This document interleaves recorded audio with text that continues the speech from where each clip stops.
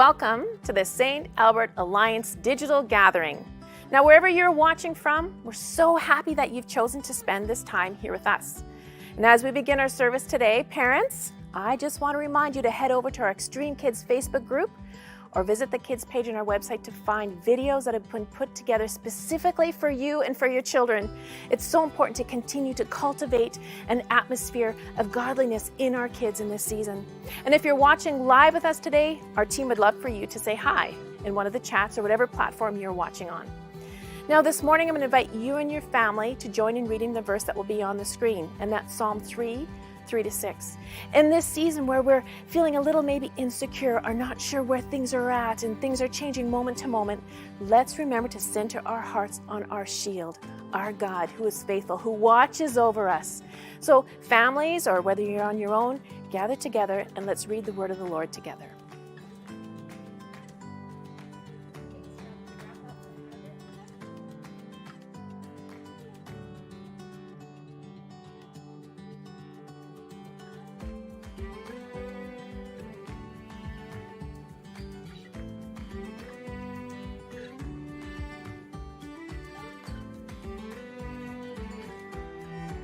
Let's bow together in prayer.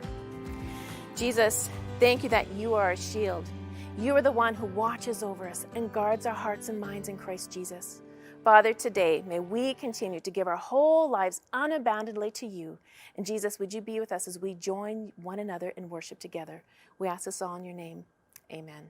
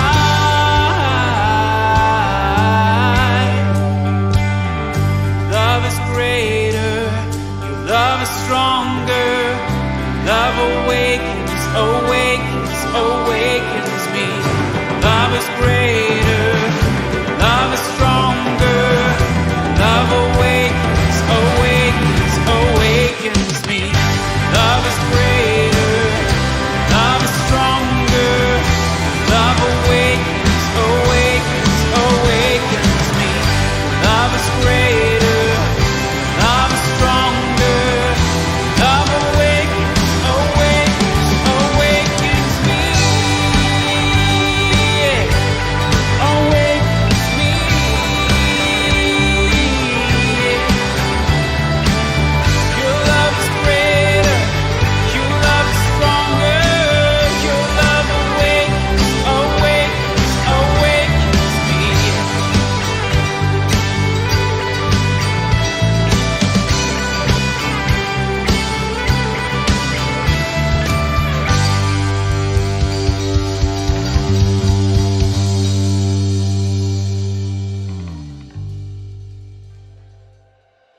As apprentices of Jesus, we desire to place Jesus at the center of all things. That includes our finances, and we want to continue to cultivate a heart of gratitude. A couple of months ago, I was watching my sweet little granddaughters. They're age 3 and age 1. And I went to go put my little 3-year-old to bed. We were laying there and we were doing prayers. We were praying with one another. And one of the ways that we continue to cultivate this heart of gratitude in this precious little 3-year-old is to talk about the things that we are thankful for. So she started off by saying, I'm thankful for my Grammy, I'm thankful for my mom and my dad. And we talked about, Jesus gave us all these things. And then she said, I'm thankful for my little stuffed animal. And then she said something really profound to me. She said, I'm thankful for my curtains. And you may think, well, how's that profound? She's thankful for her curtains and she's 3. But you know what it said to me? It said to me that she has a heart to understand at that precious little age that what she has to be thankful for all comes from Jesus. Now our heart's desire is to continue to cultivate that heart of gratitude for all of us, regardless of our age, to cultivate a heart of thankfulness and centering of Jesus on our finances and what it means to continue to give to our local church and to global missions. So we thank you. We thank you for your faithful giving that allows us to continue to do ministry on a weekly basis. So I would ask you that you would join me. Now, maybe you have got children in your home or youth, or maybe you're on your own, but all together cultivating this heart of gratitude as we say our giving liturgy together. So join me. Father in heaven, there is nothing we have that you have not given to us. To spend everything on ourselves and to give without sacrifice is the way of the world. But we who call Jesus Lord are determined to practice generosity with free hearts, fixing our hope on God and not on the uncertainty of wealth. We desire to be rich in good deeds and willing to share all that we have. Lord, help us to be trustworthy with little so that we can be trusted with much. Help us to give what we cannot keep and to gain what we cannot lose. Above all, help us to be generous because you, Father, are generous. May we show what you are like to all the world. May this be true of our community. Amen. Thank you for taking a moment now to actively participate with us, a free heart of gratitude and generosity.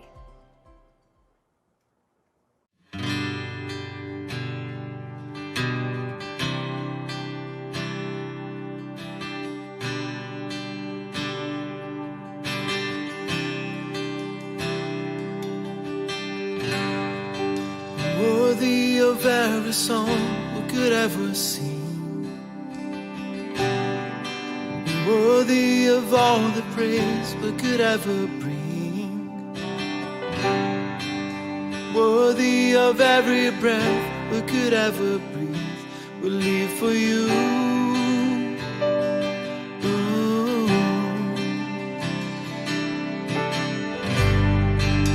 Jesus, the name above every other name.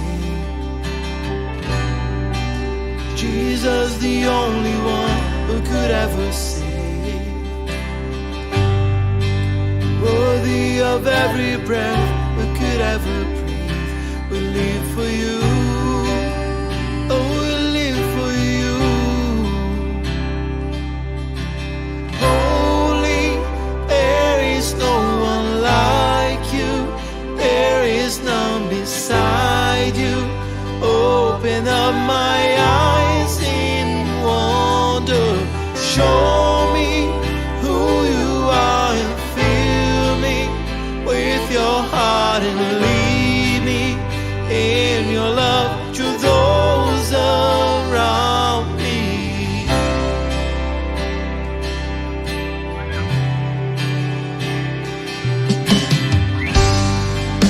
Worthy of every song we could ever sing, worthy of all the praise we could ever bring, worthy of every breath we could ever breathe. We live for you. Oh. Jesus, the name above every other name. Jesus, the only one who could ever save.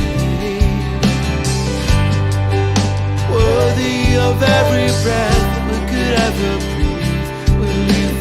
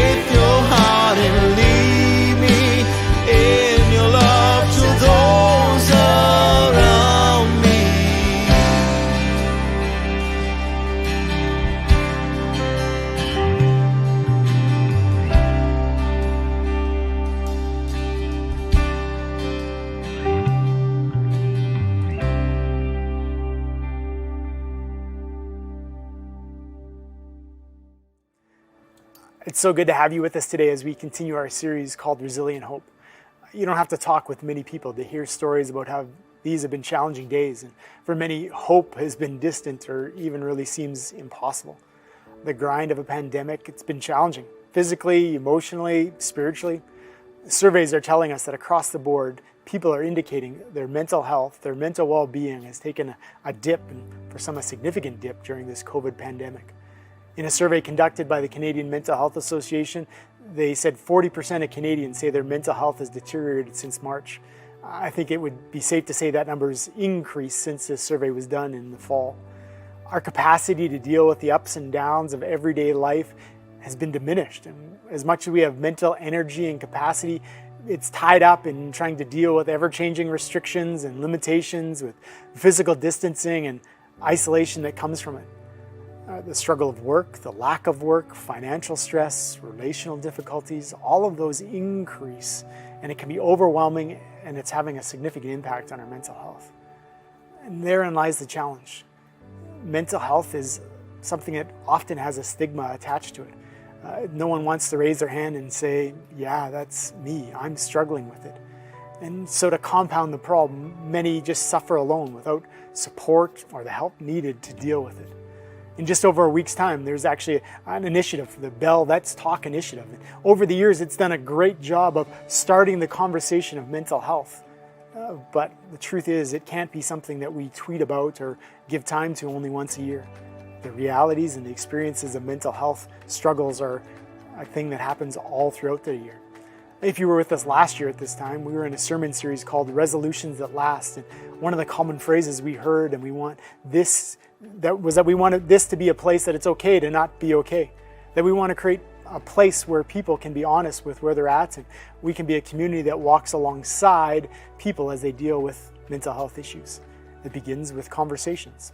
It begins with being willing to bring those conversations out in the open, to help remove some of the stigma that's attached with mental health issues and to be part of the help and healing of those dealing with issues.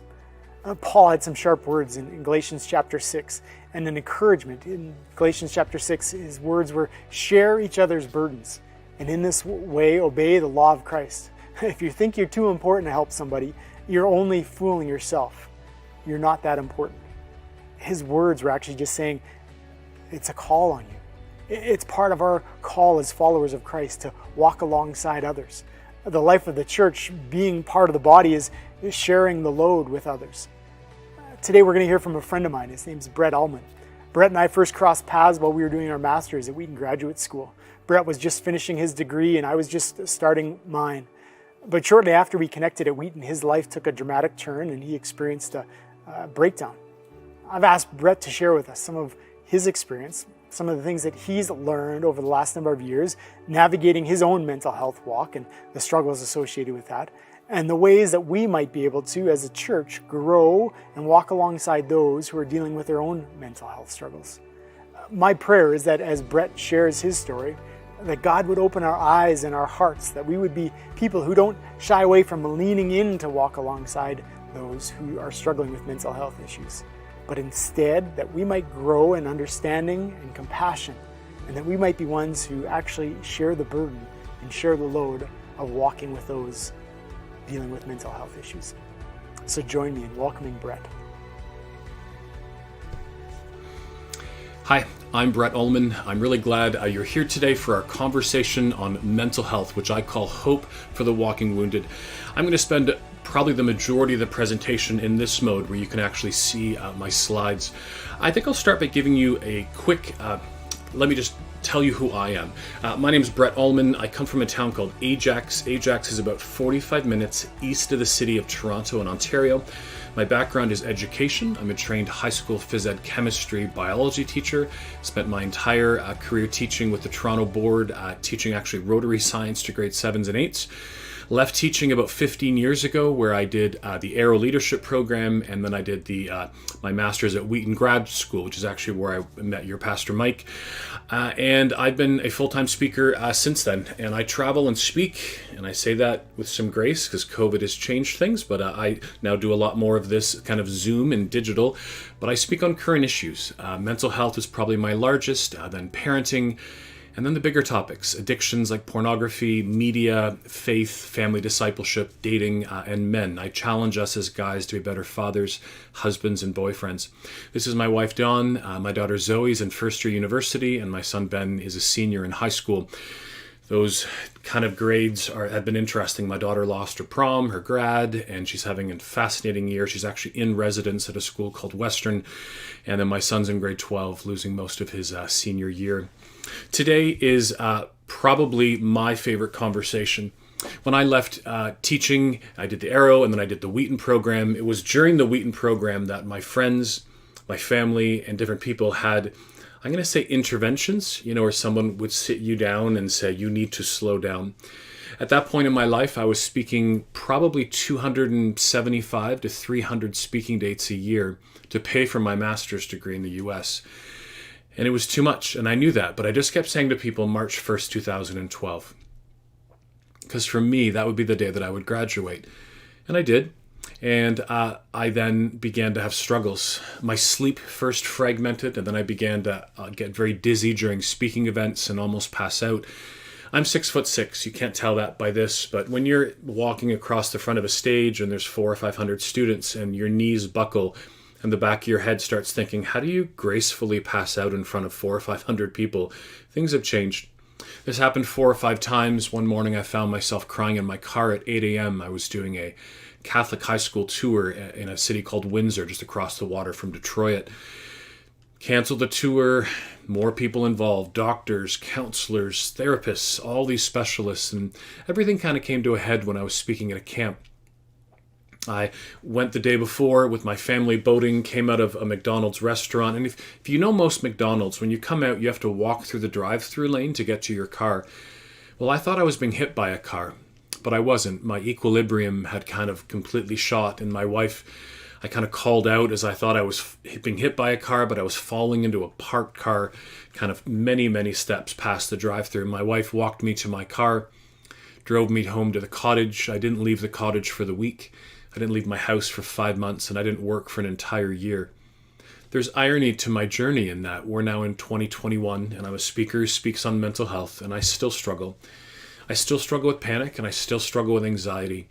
And I think this image of the million roads and a million directions is kind of how I felt, and sometimes how I still feel, when the world, and a lot of times, for me most of the time, the Christian church offered me a million roads and a million directions. People would come into my home, pastors, leaders, friends, and sit down, and they would say to me things like, have you tried Jesus? And I would say, pardon? And you're like, Jesus, have you tried Jesus? And I'm like, I know Jesus. What do you mean by have I tried Jesus? Like it's a chocolate bar, I'm supposed to take a bite. And they would leave, and I would sit and pray and wonder, God, have I not tried you enough? And the next person would come in and say, have you tried running? And I would say, well, I haven't left the house in 5 months. And they're like, but have you tried running? And then it was vitamin B12 and other things. And this was, my wife actually came in one day and said, Brett, what would you ever do if you worked again? And we kind of talked back and forth for a bit. And I said, well, if I ever did speak, I didn't think I would. But I said, if I did, I'd want to help people have an answer to what do you do if you're struggling with anxiety? How do we have an answer that's both biblical and practical? And those words can't be oxymorons. What we learn on a Sunday morning like this has to be taken out to the rest of our Mondays and Tuesdays and Wednesdays and Thursdays. It has to be able to go and be part of the rest of our life. And so I began to create, many years ago, the basis for this talk, which has changed so much. So in our short period of time, I want to do these 4 things. Look at what anxiety and depression is, give you some first steps, talk about faith, and then give you some practical thoughts. So first off, and let me also just say this, this is a big topic. I mean, you can get entire degrees on this. And so when we're finished, if there's other questions, you have lots of great pastors around you can speak to. And if you want to get hold of me, you can find me off my website, which is just my name, which is brettullman.com. So I don't even know if we have good definitions of what anxiety and depression are. What I mean by this is every day people talk and they'll say, well, I'm depressed. And sometimes it's situational. Sometimes there's been a death. Sometimes there's been something that's happened. During COVID, we all feel a bit blah. But is blah depression? And the same with anxiety. Some people say I'm anxious, and then you ask why, and well, they're doing a school presentation. They have to fly maybe not right now during COVID, they have an exam, and others people have social anxiety and different things. Both of those are like continuums of doing well to struggling. But I know for me, physiologically, how these things felt. I felt dizzy quite a lot. That's how my anxiety manifests, as dizziness. I felt sick to my stomach. I couldn't think, couldn't read.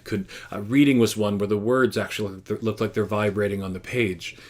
And probably for me, I mean, I could list hundreds of these. There's so many. But the big one for me is, and I always say it's kind of the bane of my existence, is not sleeping. I haven't slept through the night once since 2012.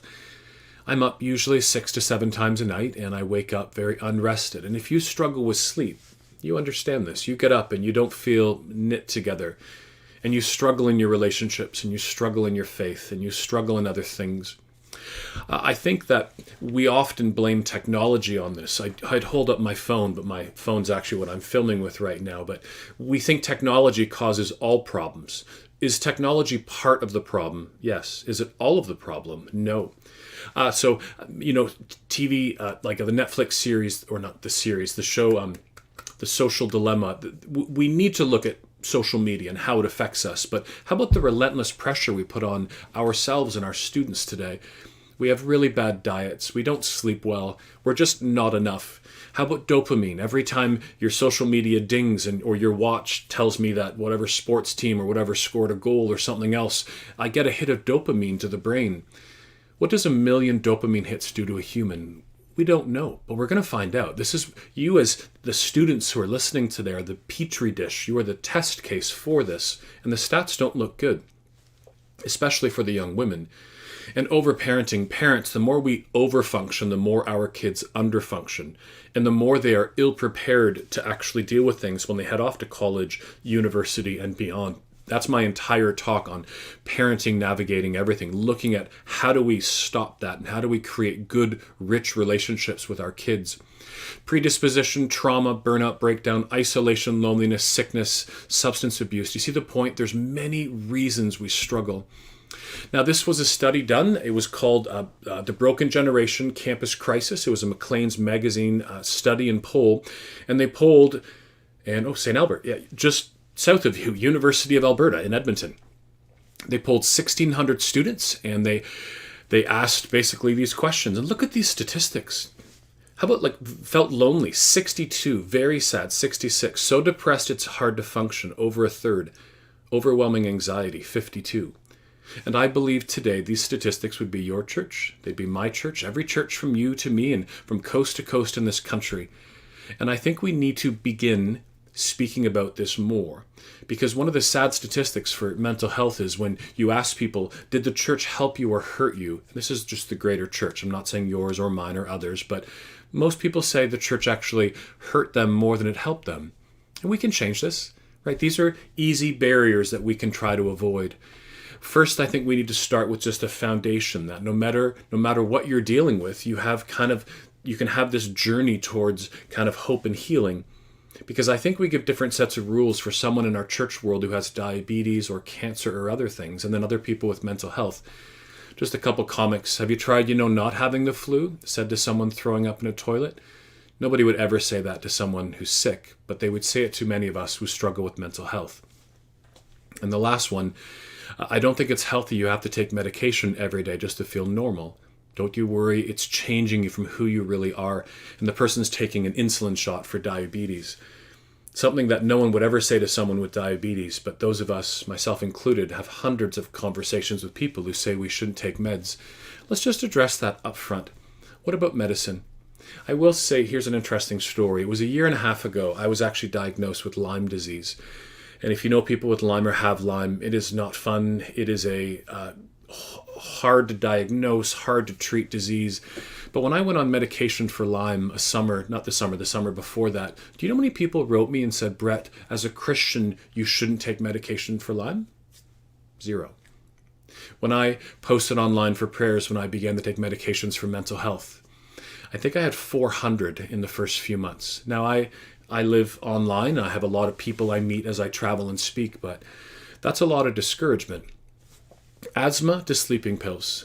And what I say here is no one cares. And all I mean by that is that if you have asthma, which I actually do, you take your blue inhaler, If you have allergies, you go and get Reactin from a drugstore. But the moment we hit depression and anti-anxiety medications, we're very quick to be either this or that. One guy said to me once, all meds are good. And I said, like, dude, are you a drug dealer? Like, what do you mean all meds are good? And then someone else once said, all meds are bad. And I don't think we have to be that way. Now, I will say this.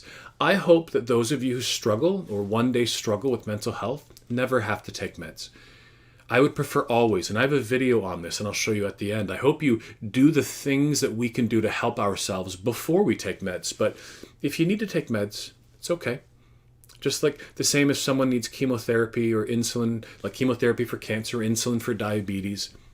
I just think we need to free people up to say it's okay to not be okay, and medications, if needed, are also okay. So how do you know if someone's struggling? And this is quite an interesting thing because it's really hard. It could mean any of these things that you are struggling. It might mean that you're a teenager. You'll understand what I mean by that in a second. You might be an average, everyday person. You might just be unhealthy, living an unhealthy lifestyle. You might be struggling in your marriage or in your relationships. You might just be showing signs of discontent in life in general, but it could also be mental health. Number one here, changes in eating or sleeping patterns. Now, again, if you're a teenager in the room right now, I have a 17-year-old son. He goes to bed at 1:30 and wakes up around noon hour every day. And during COVID, and we can have a debate on that, but during COVID, I don't care. Sleep is sleep, and we're actually seeing interesting things. There's some great protective forces we're seeing during COVID for teens and mental health. They're getting more sleep, they're getting more influence of family and parents, and they're less time on social media. All good things. But my point here, changes in eating or sleeping in late doesn't have to mean bad. Social isolation and withdrawal, and what's hard these days is to see this because we're, depending where we're at and different rules that we have, we're kind of on our own. Mood changes. Now, how many of you haven't felt this way this week? Just once, and you're just like, I'm done. I just want life to come back to some kind of normalcy. Not able to function. We know that you're in trouble with these things when you can't do them. Apathy and a loss of desire to do things. But I see that even in my own life where you're just kind of frustrated with how things are. We are seeing growing substance abuse in the church world, and I do think this is something we didn't even speak about before. I know a lot of young mums in the church world who struggle with being a young mum and sleeplessness, and alcohol is used, and we don't often want to address these realities, but we're seeing it today, and including a growth in pornography in the church. This self-deprecating, feeling guilty, worthless, and other things. And here's the big one, no signs at all. And I think that one scares me the most because, I can't look at each of you in the room today and say, well, you struggle and you don't, because I don't know. And this is the hardest thing. But I think it's important we're aware and we're cognizant of some of these things. So here's what I want to do. I want to give you some very basic first steps of what to do if you're struggling. And if it's not you, it might be you one day, but hopefully not. But if it's one of your friends or loved ones who struggle, here's what you can walk through with them. The goal is to take chaos, right? A million answers. And here's the truth. Every one of you has different answers that you think is important. That person who said to me, have you tried vitamin D? I know in their life, someone had all these issues and it was a vitamin D deficiency that helped them. And the person who said running, do you know what? I know for them, this was someone who ended up losing a lot of weight and they were very unhealthy and suddenly they're running and all these great things happened. And the person who said Jesus was someone who in their life in that moment, this was exactly what they needed. But here's the problem. If we don't know what's going on, we can't assess and tell people what to do. So I love the analogy of body and mind and soul. Your issue might be physical, so go see a doctor. And I'm going to go more into detail on that in a minute. Your issue might be, psychological, so go see a counselor. Might be more dealing with the mind. Now, this is where language gets really important. You're waiting for me to say, and the issue might be spiritual, but I don't say that, and here's why. It is incredibly uncommon that the answer to mental health is our faith. Now, let me walk through what I mean by this. The Bible says you will have trouble, and God says, I will be with you in that trouble. But it's not that if we just get closer to Jesus, we will be better.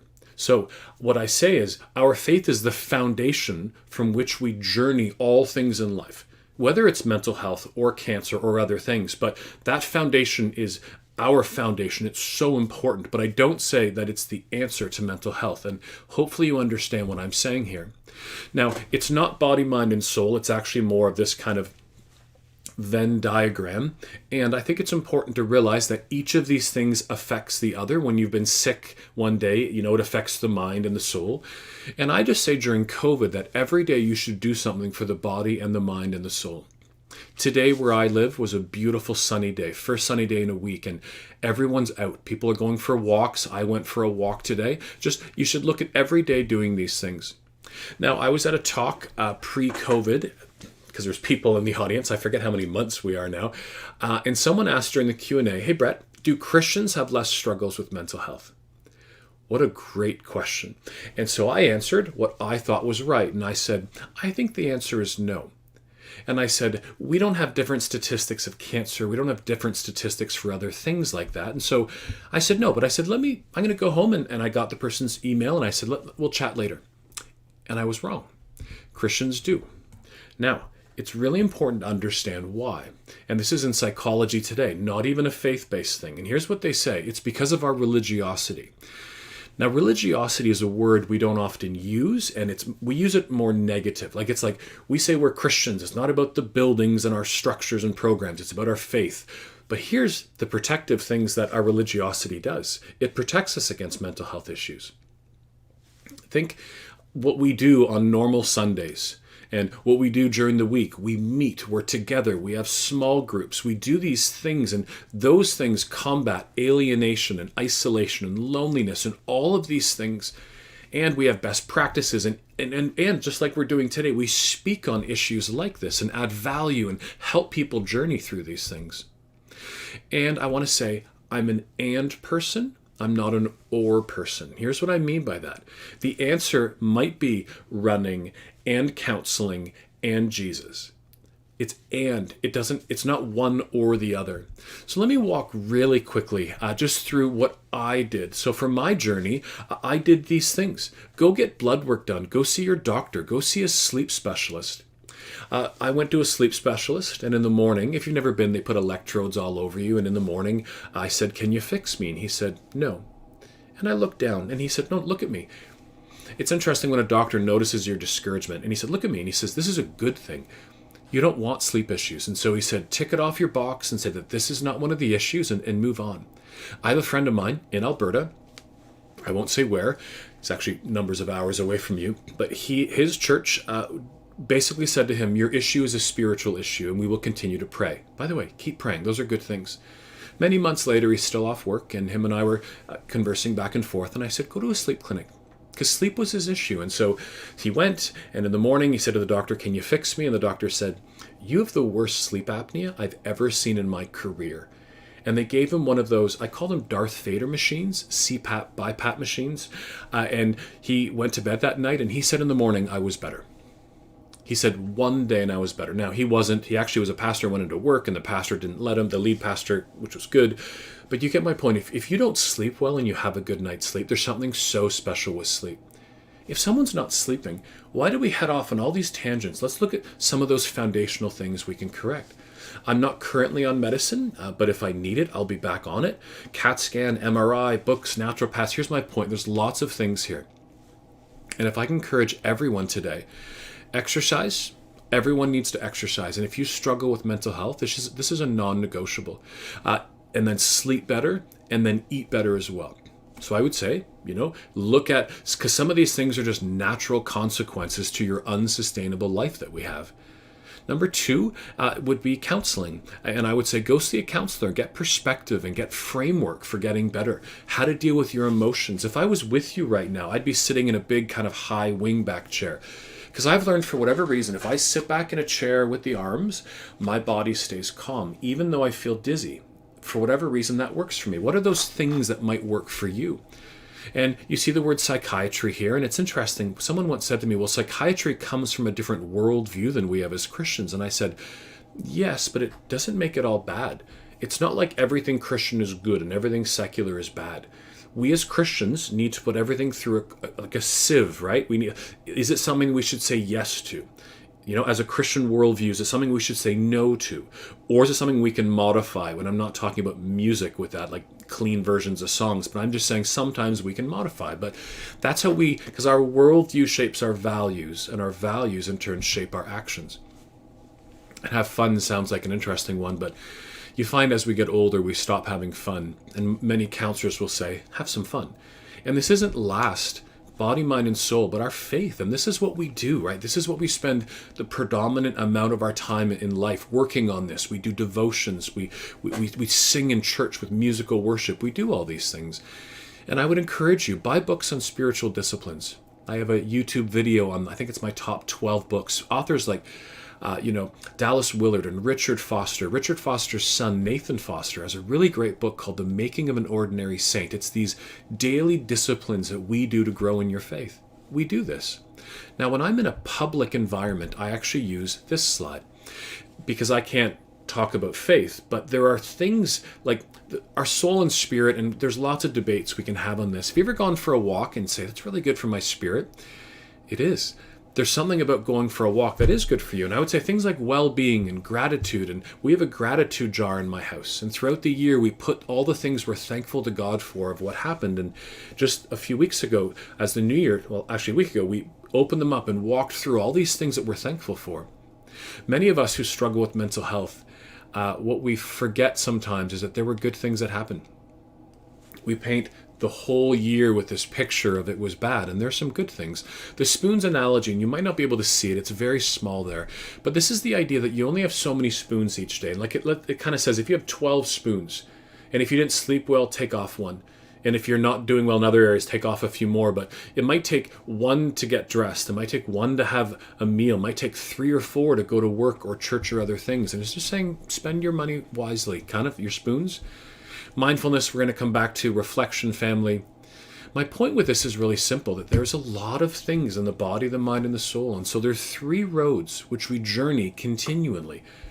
Now, faith, where does our faith connect with this? And rather than going into a huge faith conversation, I want to kind of just say this.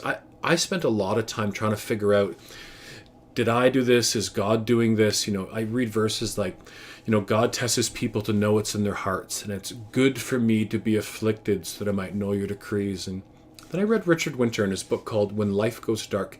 By the way, every book I have in this presentation I've linked for you on my favorite books on mental health slide. So he says there's 5 reasons you suffer or will suffer. Number 1, we're caught up in a fallen world and we're deeply affected by it. Isn't that so true? We live in a world and we're affected by it. There are things that are happening. If I come back 1 year from now and speak to you, as a congregation, someone could say, oh, this happened or this happened. I had one of my board members died of a heart attack a number of years ago at 41, just died having breakfast with his wife. Number 2, we live with the effects of others' sins. It's interesting recording this today because today's the 15-year anniversary of one of my best friends being killed by a drunk driver.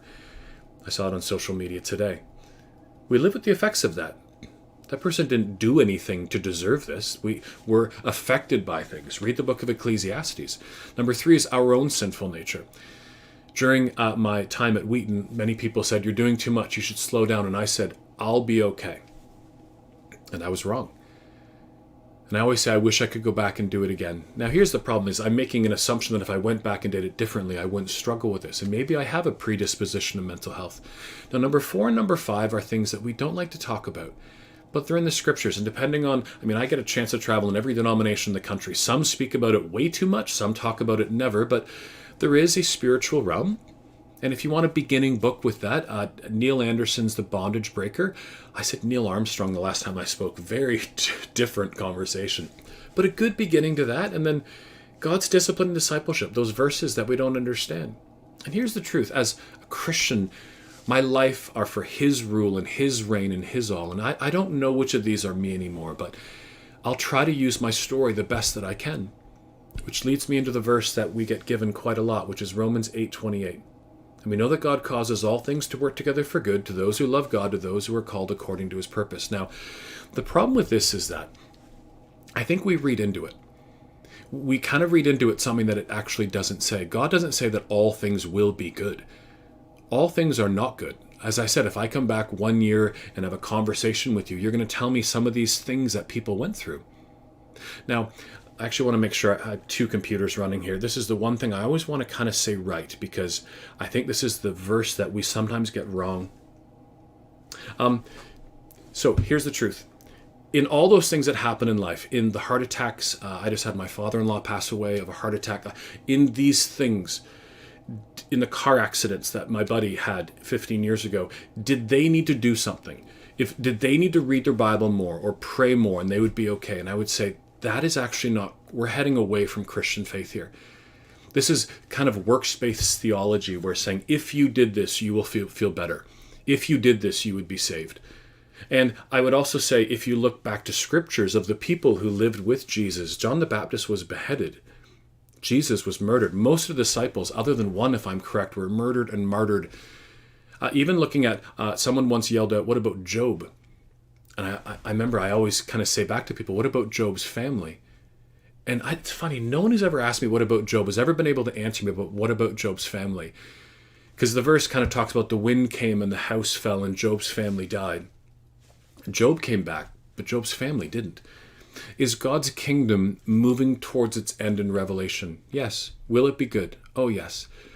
But does that mean all of life will be good? No. Remember, God's ultimate good and our good are going to be different things. I was at a talk and a systematic theology professor came up to me and he says, you know, that's actually a verb, right? And I said, what? He says, it's working along with for the good. And he says, we use, it's funny how we take a single word that's been translated into English and then we kind of live and die in a word. And he said, the actual translation is like, no matter what's happening, God's working along with you to bring it out for the good. It doesn't have to be that way. We've all known people who good didn't come from things, but I would encourage you with whatever you've been going through to make it actually something good. I think for me, I've been able to take my struggles and journeys and connect with people who often don't feel they have a voice in the church world. There are a number of other things we could speak with that, but what I want to say is here's the things that I often got, and I would encourage you not to say these things to people. Don't say everything happens for a reason. Why? Because I don't know if it's true. I actually don't think it's true, and I don't think it's biblical. If you take this too far, it actually becomes something called determinism. Determinism is more Islamic than it would actually be Christian faith. Let me walk through how this goes. You come to someone and you say everything happens for a reason, and they say, what reason? And you're like, I don't know. And then you leave. And then in their unwellness, the person's trying to figure out in all of God's sovereignty, what might that reason be? How about God must have something amazing planned? He might have something amazing planned, but maybe don't tell someone that on their darkest day. Are you still reading your Bible? I still to this day get this. It's kind of like if I stop reading my Bible, God punishes me by doing something. Statistically, by the way, 90% of Christians in North America don't read their Bible from Sunday to Sunday. Another conversation. Words from God. I had one lady say, God told me you have lead paint poisoning from all your third world travels to speak. And when I said, I speak in Hampton Inns, I speak in Canadian churches and I live in Hampton Inns most of my life, she just turned around and walked away. I think what was most discouraging is she said, God told me something. And when I said one line, she just walked away. God won't give you more than you can handle. We get this a lot. The problem is that's not in the Bible. God won't, test you more than you can handle, right? This is a different conversation. They just won't have more than you can handle. How many Old Testament prophets talk about we were burdened beyond all we could bear? If you need any help, let me know. Don't say to someone, if you need food, let me know. Bring them a lasagna. It's funny when I say lasagna. Someone once said that mental health is a non-casserole illness. Let that sink in. When a number of years ago, I fell off my bike and I broke 8 bones, like everything, arm, wrist, ribs. People offered me meals over and over and over again. When I had my mental health struggles, very few. Is there sin in your life? I get this a lot, and I'm always going to say to people, yes, and then they don't know what to say. You get what they're trying to say, and what my response should be. Have you tried praying? Satan the demonic. Don't say that you'll be okay, because we don't know. I've lost 2 friends this year. 2 people I know have also lost their wives this year. And the reality is we're living in a fallen world. We're not guaranteed we'll be okay. Here's what you can say. How are you today? This is a simple one. How are you today? Say I'm praying for you and then do it. Say something. Say anything. And you can give people a hug, and maybe not right now in the COVID season. Sit with them, maybe even on a porch if we can't be together. Listen to their journey. And the bottom one says shawarma and Big Mac. All it means is there's something about food.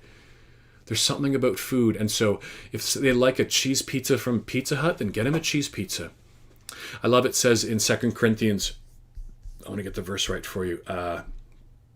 2 Corinthians 1 verse 3, it says, "We comfort us, who comforts us in all our troubles, so that we can comfort those in any trouble with the comfort we ourselves receive from God."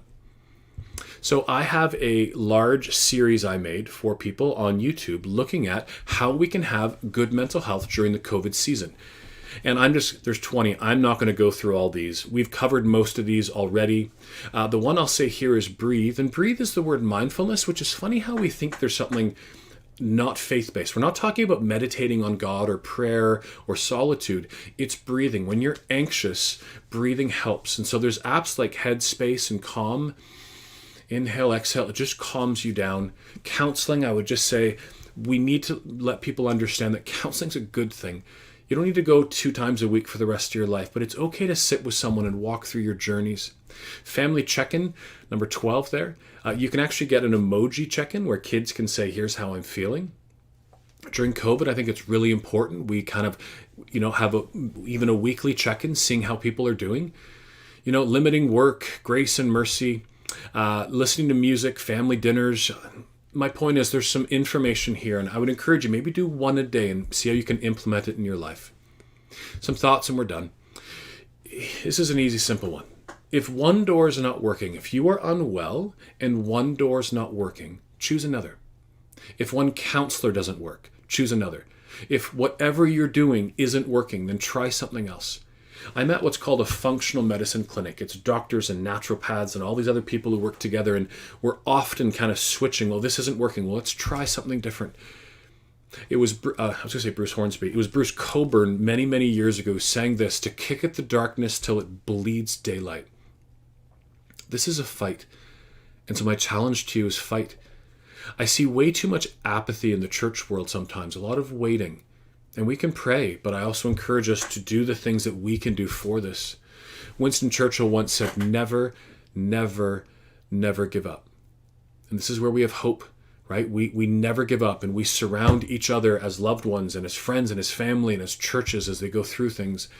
You can make your church, your small group, your workplace, anything, a relevant, accepting place for those of us who struggle with mental health by doing one thing, by talking about it. And that's what we're doing today. It's incredible how rare it is that churches talk about mental health. Statistically, it's not a lot that actually address it from the front, other than saying the word mental health. But we design policies, prevention, and care. We talk openly and often. I actually have a YouTube video talking about 10 ways to make sure your church is a safe place for those of us with mental health. And we can all look at those unnecessary barriers to help each other in our church. Some resources and we're done.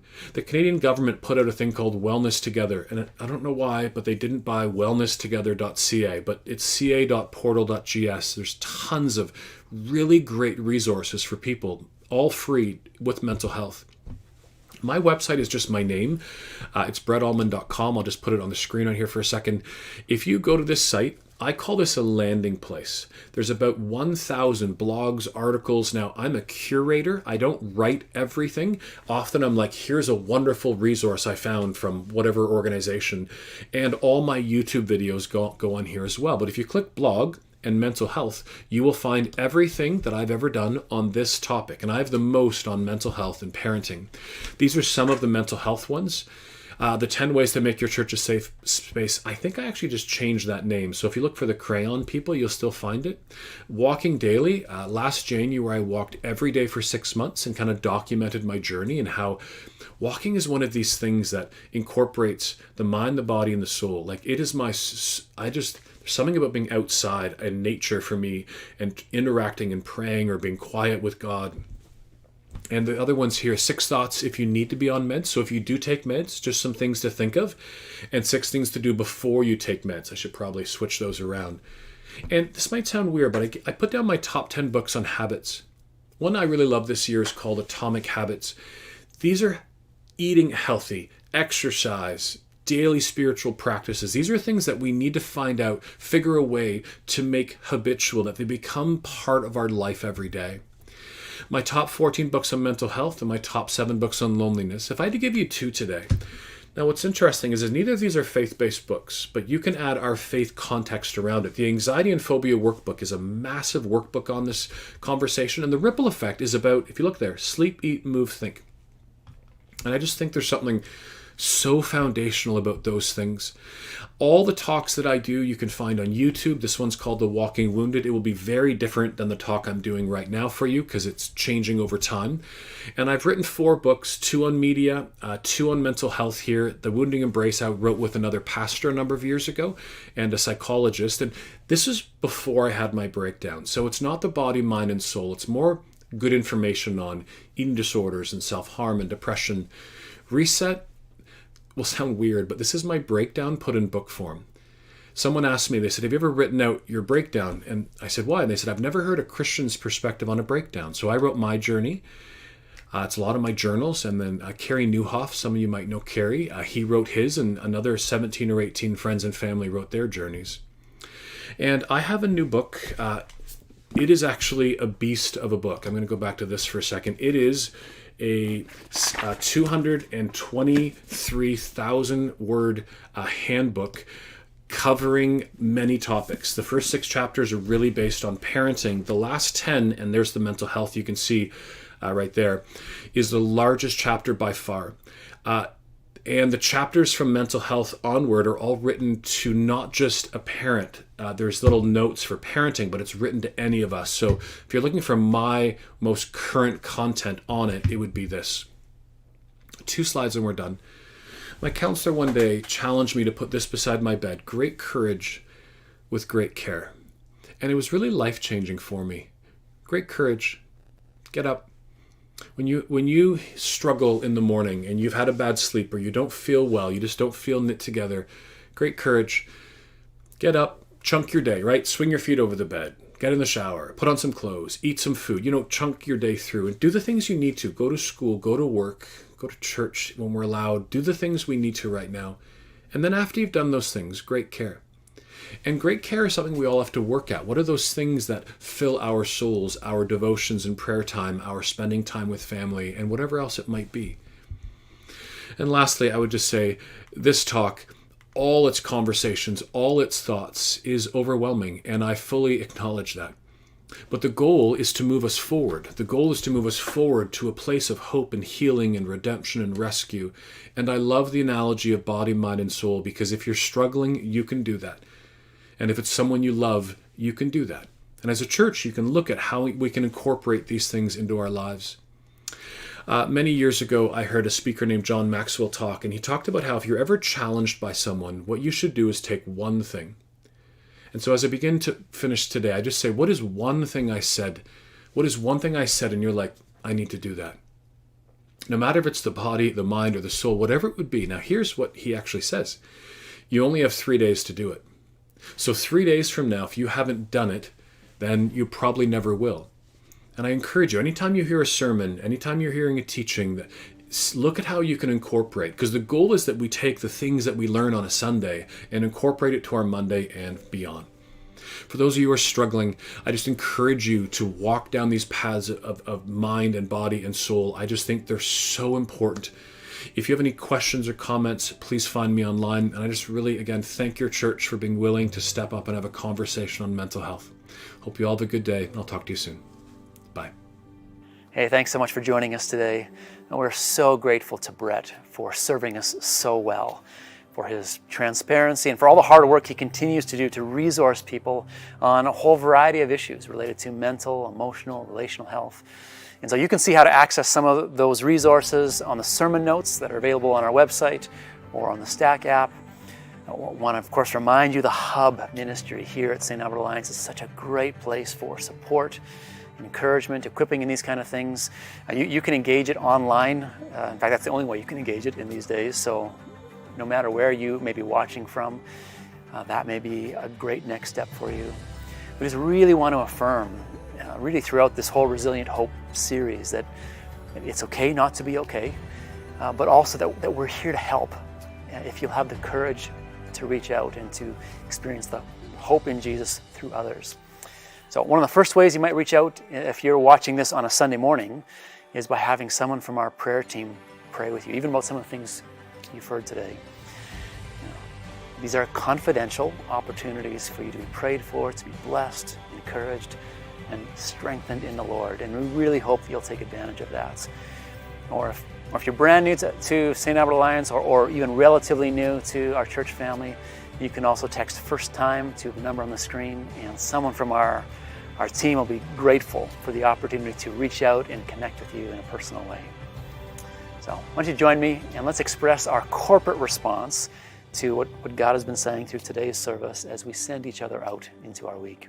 As we go and be the church in the places where we live, learn, work, and play, may we experience the grace to acknowledge our struggles. God, help us to lean into community, that we might encourage and strengthen each other as we grow in resilient hope found through Christ. Thanks, everyone. Have a great week.